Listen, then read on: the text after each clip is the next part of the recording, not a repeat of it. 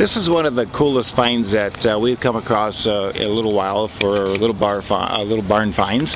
What you're looking at is a 1966 Ford Thunderbird with a Landau option. And the thing that makes this car so incredible is it's a Southern California car. Looks like it's been that way all of its life. And it is remarkably waiting for somebody to come along and give it a full restoration. This car is like 99% there. This is not your average old pile of junk found up in the Midwest someplace. This truly is all of the chrome on the hoods. Those little turn signal indicators, by the way, are fully functional. When you look at the condition of the sheet metal on this car, it's unbelievable. Look up here. Even up there where the rust always starts. You guys up north, you know what I'm talking about. The towers. We haven't power washed this off. We haven't done anything to this car. We haven't even washed it. Look at the hoods, the hood hinges, the towers. Look at how stock this is. Holy mackerel.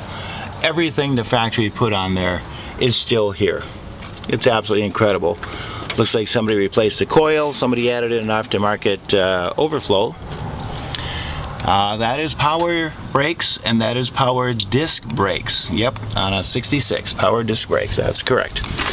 Absolutely, I'll call this car 98% rust free. There's just really not a lot of issues with it. And oh my goodness, did I forget to mention this?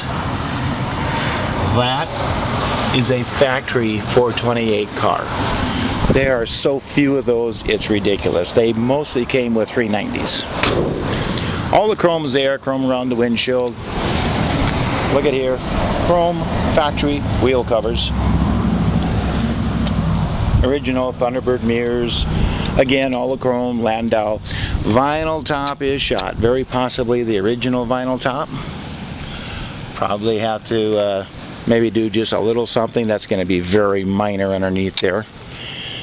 Landau emblems are all still there. Notice all the glass is solid, good factory wheel covers. This car does not have the fender skirt option.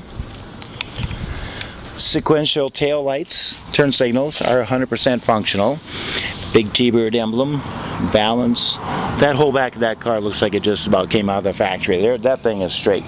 In the trunk, this gentleman was obviously looking at doing some things to make it back to the way that he wanted it, but all we did is we just removed just a few little pieces here because I wanted everybody to see that there is no rust on this car to speak of.